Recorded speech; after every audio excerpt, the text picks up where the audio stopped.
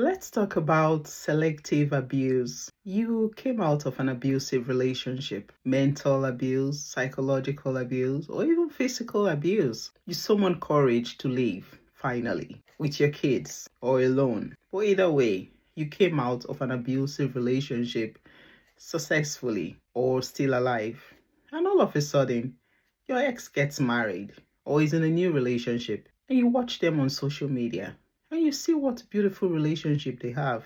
And you start to wonder, are they pretending? Is the new partner pretending or lying about all the sweet, beautiful things they're saying about your ex? Or they're just trying to get me mad? Listen, everything you see them display, long marriage, probably yours lasted for a year or two, or even less than a year. And these people are in a beautiful relationship, a beautiful marriage. They've been together for 10 years, 20 years, 25 years. And you're wondering, how could this be? This person was a monster when he was with me or when she was with me. So how come this same person ended up in a beautiful home? Could I have been the problem? No. What you went through is called selective abuse. Abusers are not abusive to everyone. They select their victims. And how does this happen? You made yourself available for abuse. You took a lot of BS. You tolerated a lot of things.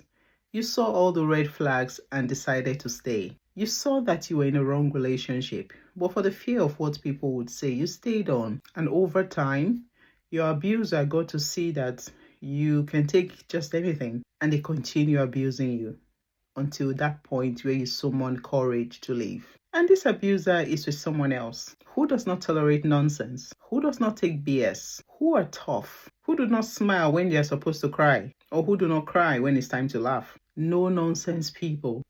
People who have strong family support. People who literally do not take bullshit. When an abuser is with such a person, they respect themselves and act nice and act responsibly all the way. What you went through is called selective abuse. Abusers choose their victims.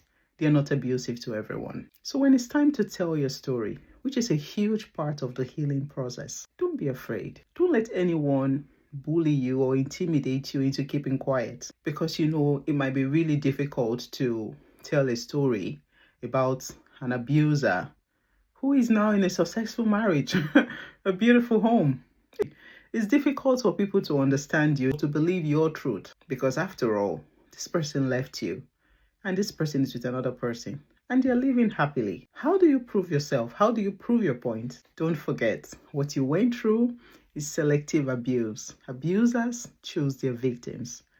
But let this pass away. All you just need to do is to learn from it going forward if you try to start a new relationship. So go ahead and share your story. The purpose of sharing your story is not to gain sympathy. It's for relief. It's for progress. It's a healing process. Sharing your story is part of healing. So go ahead and share your story. It is the sad truth, but what you went through is selective abuse. You were a victim of abuse because your abuser saw that you were a soft person, you're a sweet soul, you can take just anything. That's why you were abused. That's why the abuse lingered on. And that's why your ex is in a new relationship and there is no form of abuse.